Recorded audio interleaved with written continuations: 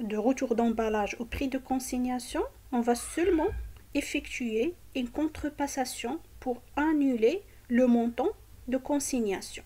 Une contrepassation.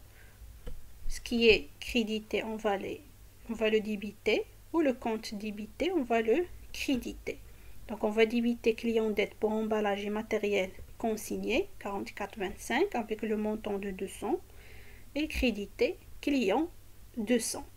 Sachant que chez le fournisseur, on a crédité client pour emballage, on a crédité client pour emballage et matériel consigné. Et dans le cas de retour d'emballage, on débite le compte client dette pour emballage et matériel consigné chez le fournisseur. Et chez le client, on crédite fournisseur créance pour matériel, pour emballage et matériel à rendre. Et on débite fournisseur toujours avec le montant de 200. Donc, on a fait tout simplement la contrepassation. Alors, dans ce cas, le client a retourné d'emballage à un prix inférieur à celui de consignation, puisque le client a retourné des emballages en mauvais état. Par exemple, ils sont cassés ou ils ont un défaut. Voilà, c'est pour cela que l'emballage ou le retour d'emballage, il est en prix inférieur à celui de consignation. Prenons l'exemple suivant. Le 14.3, Ali reçoit la facture d'avoir numéro B11 relative au retour de 15 caisses consignées avec un Mali de 4 dirhams la caisse. Ça veut dire que les emballages vont déduits de 4 dirhams à la caisse du prix de consignation. Travail à faire, présenter, enregistrer la facture dans le journal de l'entreprise Zaid et du client Ali.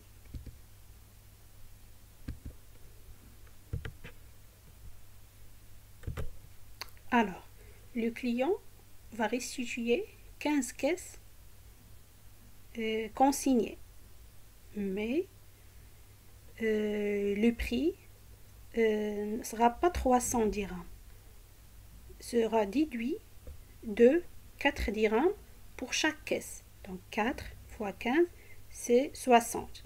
Et le prix de consignation de 15 caisses, 300 dirhams. Donc on va déduire 60 dirhams du prix de consignation. Parce que toujours, on a dit, comme je l'ai dit, que le prix, ça sera inférieur au prix de consignation parce que les emballages en mauvais état.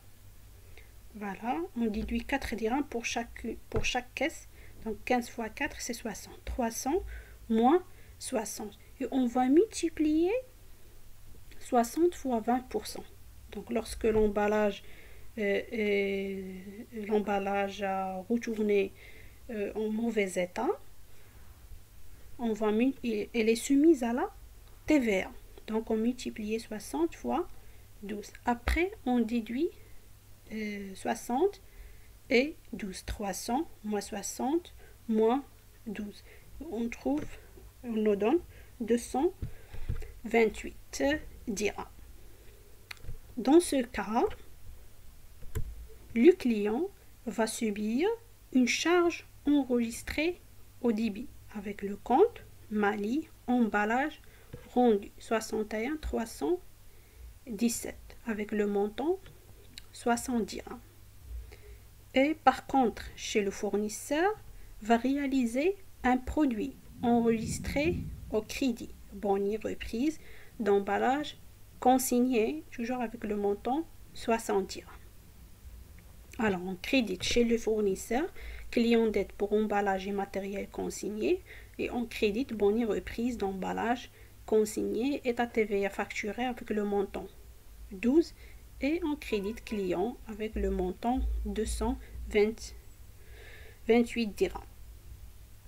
Et chez les clients, on débite Mali emballage rendu avec le montant 60 dirhams et à TVA récupérable sur les charges 12, fournisseur 228 dirhams et on crédite fournisseur créance pour emballage et matériel à rendre 300 dirhams. Donc on a deux nouveaux comptes, bonne et reprise emballage consigné on crédite chez le fournisseur parce qu'on a dit que le fournisseur va réaliser un produit et pour le client va subir une charge et on enregistre ou bien on débite chez le client Mali emballage rendu. Donc on a deux comptes, bonne et reprise emballage consigné crédité chez le fournisseur et Mali emballage rendu débité chez le client.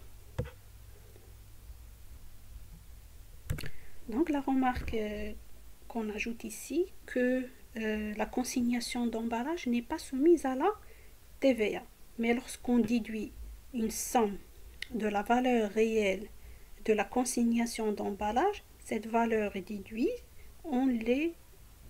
est soumise à la TVA. On va multiplier fois 20%. Voilà.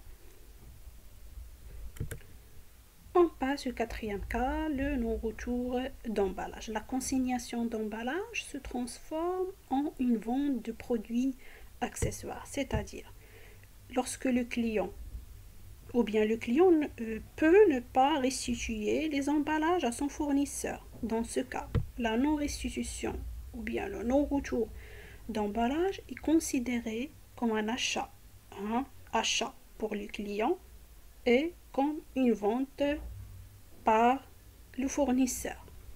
Prenons l'exemple suivant. Le 16-3, Ali informe son fournisseur qu'elle compte conserver les 5 caisses et reçoit le même jour la facture doigt numéro 34. Donc, il y a non-restitution d'emballage de 15 caisses. Travail à faire. Présenter et enregistrer la facture dans le journal de l'entreprise et du client Ali. Alors, pour la facture, caisse consignée et non retournée, nombre de caisses non retournées, c'est 5. Et le prix unitaire de chaque caisse, 20 dirhams. Donc 5 fois 20, 100 dirhams. Et le non-retour d'emballage est soumis à la TVA. Donc 100 fois 20% est égal à 20.